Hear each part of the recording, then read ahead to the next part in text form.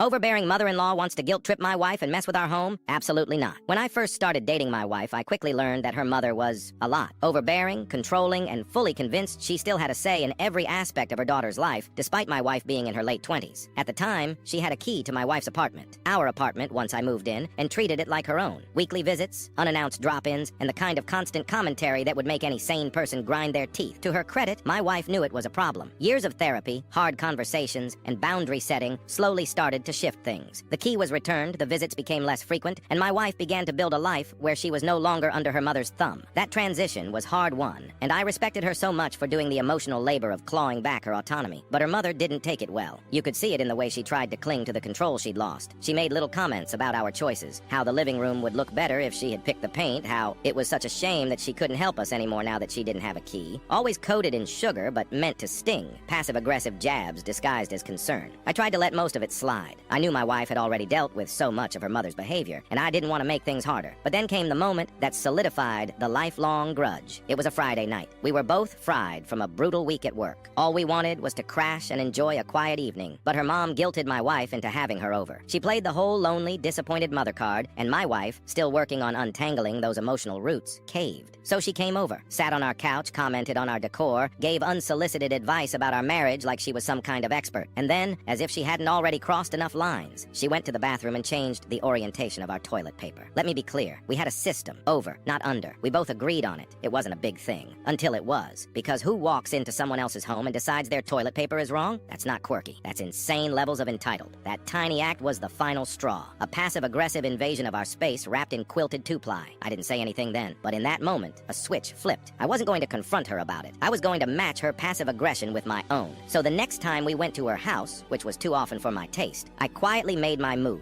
I changed the toilet paper orientation in every single bathroom. 3 of them. 1 upstairs, 1 downstairs, 1 in the guest wing. All flipped. I didn't announce it, didn't gloat, just made the switch and went about my visit like everything was normal, and I've done it every visit since, for 15 years. Every holiday, birthday, barbecue, whenever we step foot in her house, I flip the toilet paper. I've done it so consistently that I imagine she just assumes it's some strange, natural phenomenon. Maybe she knows it's me, maybe she doesn't, but she's never said a word about it. And more importantly, she has never touched our toilet paper again. It's a petty act, a stupid small hill to die on, but it's mine. It's my tiny rebellion against a woman who once tried to manipulate and guilt her daughter into submission, a symbol that we draw the line in our home, and that she doesn't get to cross it.